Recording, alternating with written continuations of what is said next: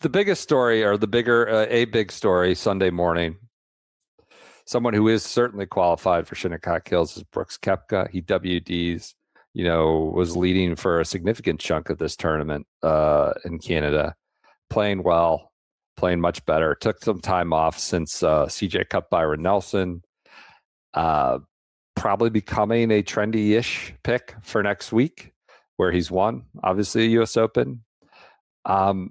WDs with a hand injury Sunday morning as he's in contention-ish at the Canadian Open. Troubling. I don't know that there's much we can add other than this feels like the worst possible thing to have happen on the doorstep of a U.S. Open.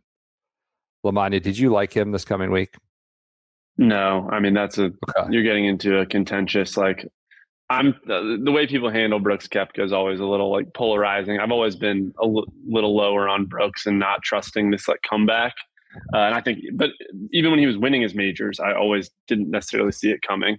But no, I didn't. I think Brooks was still a step away from needing some improvements in his game, especially with the putter, to really contend. But what we were seeing, he actually putt really well at the beginning half of this tournament. So I think that was giving people some level of optimism that he could be a contender.